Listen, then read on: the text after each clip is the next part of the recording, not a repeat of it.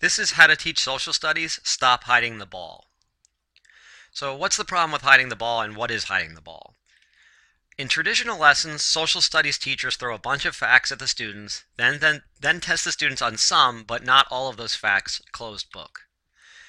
This is really negative for three reasons. First, it's demotivating. Higher order thinking is motivating, but grunt work is not. You are asking your students to be copiers rather than using their brain.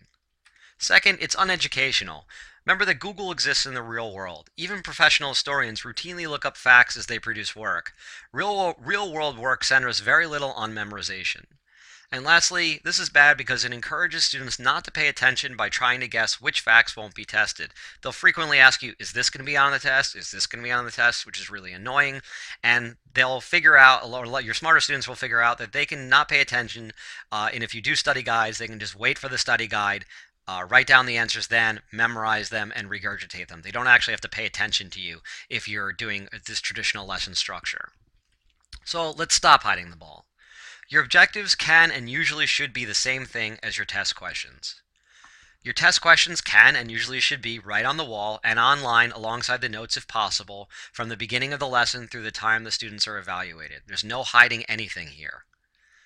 At any time, your students and hopefully parents should be able to see the relevant inputs and the expected outputs for each lesson. They should know exactly what you want them to do and exactly where to go to get this information. And your assessments should usually be done open note. So here's an example of assessment questions that you can do open note. You want to remember to stress critical thinking, subjectivity, and writing. The first question I ask in this Jamestown lesson, for example, is to define the word corporation. Note that this isn't critical thinking, subjectivity, or high-level writing. This question exists solely to give the students an anchor to write their first sentence and get the ball rolling. This question allows the students to know what notes, the students who might be totally lost, who have a total lack of confidence, to know what notes they're supposed to be looking at to derive their answers from. So, this question doesn't have any value, any intellectual or educational value other than to get the students into the assignment. Then question 2, explain how being a corporation affected Jamestown both positively and negatively. Note that this question transitions the students to higher order thinking. It's not too difficult, but the notes won't explicitly explain this. Now, an example of an answer, the student should have multiple things for this answer, but for example, being a corporation affected Jamestown positively by allowing them to fund the colony at all. Jamestown might not have had the funding to even exist had they not been a corporation, but one example of how being a corporation affected Jamestown negatively is because their shareholders expected a return on their investment. Jamestown colonists spent their early days looking for gold rather than planting crops and trying to survive. And our last question, explain in your opinion if Jamestown would have been better off as a corporation or not, and explain if you think we'd be better off today if we got rid of corporations or not. Provide evidence to support your view. And this question requires independent thinking as well as independent research and is going to take the students' time. All right, so let's go over some objections you might have if this method seems alien to you. So one question I'm guessing you might say is, but that's too easy, what if? So let's kind of rebut that.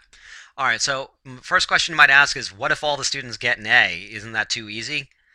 If all the students can meet your objectives, you want to ask yourself, are my objectives actually rigorous? Are my questions rigorous?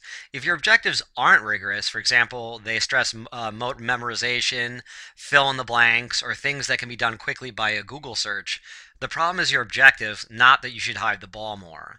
If your objectives are rigorous and your students all earned an A, congratulations, you're an excellent educator and your students are succeeding. If and when the administration comes, you probably have this fear. If and when the administration comes to observe you and questions your easy grading or lack of closed book tests, you will have all the evidence you need that you're providing a rigorous education. The students will be debating with each other during class time and about the content before and during their assignments. Administrators usually love this, as most look for students to be actively engaged rather than passive learners. This is actually going to, promote your professional development, not hinder from it. Administrators are going to like you, not hate you. And your students will produce high quality writing to prove their points. Save that writing and or put it on the wall. The fact that the students had the questions in advance won't matter to you, to your administrators, because look at what the students are producing. And again, let's continue with, but that's too easy, what if? What if the students only pay attention to the parts of the lesson with the answers and not the rest of the lesson? I mean, if the test questions are on the board, why don't they just get started answering those questions and not even listen to you at all? And then, do them in like 10 minutes and then, not pay attention and goof off for the rest of the period. Well, let's provide an answer to that. If your objectives are rigorous, this is pretty much impossible. Your expected output for the students should require them to put their stamp on the material, not regurgitate it. Students that don't pay attention and try to just answer the questions at the end will have absolutely no idea how to develop an opinion on the historical dilemma you've presented them because they don't know the story. When you test in this way, when you test open book, you're actually encouraging the students to pay attention during teacher talk. They can't just go back to their notes and copy an answer from the notes into the subjective question. They need to really know the whole story. They have to be paying attention the entire time. And finally, well, that's too easy. What if? What if the students copy each other? I mean, if the questions are just on the wall and you're doing open book, what if the students just one student gets the right answer and everybody just copies from everybody? The odds that two students would come up with identical answers phrased in the same way on an open-ended question requiring subjective opinions and connecting the past to the present, they're so unlikely that cheating will be exceedingly obvious. There is nothing wrong with students discussing their opinions, persuading each other, and coming to similar conclusions during your assessments. You want that to happen. There is something wrong with blind copying. And discerning between the two as a teacher when you're doing this method is really easy, and you should explain how you will tell the difference to the students before you do this method. For example, a student looking at another's paper while they're writing is obviously cheating because the first student isn't using their brain to develop their answer.